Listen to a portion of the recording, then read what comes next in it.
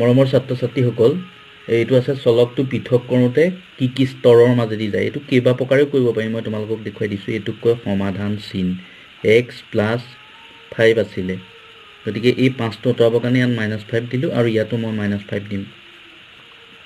তেতিয়া হ'ব এইফালে 7 হ'ব আৰু এইফালে x ৰ মান কি হ'ল 7 এইটোকে আকৌ বেলেগ এক প্ৰকাৰে বা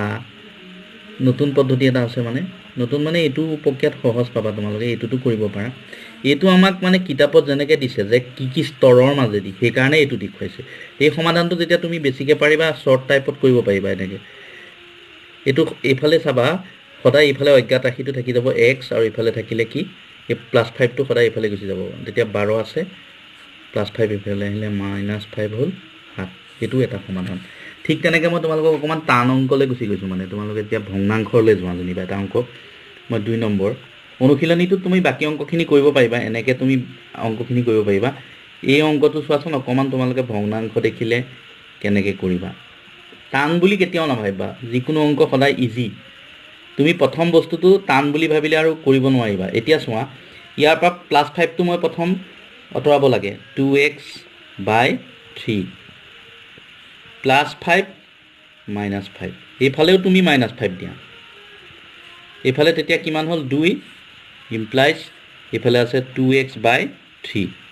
এইটো কাৰণ 5ৰ পৰা 5 গ'ল 0 হৈ গ'ল এতিয়া তুমি ইয়াৰ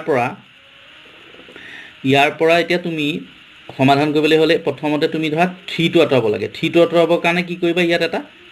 এইফালে পূৰণ 3 এটা দিবা আৰু এইফালেও পূৰণ 3 এটা দিয়া তেতিয়া 3 কেনচেল গ'ল 2 3 গুণ কি হ'ল 6 আৰু এটা স্তৰ পালোঁ মই অৰ্থাৎ এইফালে থাকিলে 2x এতিয়া এই 2xৰ পৰা এই 2টো আঁতৰাব লাগে ইয়াত 2 এটাই হৰণ কৰিবা ইয়াতো 2 এটাই কৰা তেতিয়া কিমান হ'ল 3 আৰু এইফালে থাকিলে x = 3 এইটোকে আকৌ আমি যদি বেলেগ এটা পদ্ধতিত কৰোঁ মানে আজিকালি যেতিয়া তুমি বেছিকৈ পাৰিবা তেতিয়া এনেকুৱা পদ্ধতিত কৰিবা 2x / 3 + 5 = 7 তেতিয়া ইমান দীঘলকৈ কৰিব নালাগে আৰু কাৰণ এইটো এটা সমাধান তুমি ইজি প্ৰক্ৰিয়াত যিমান পাৰা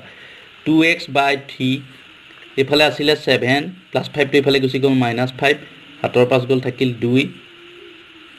এইফালে থাকিলে 2x / 3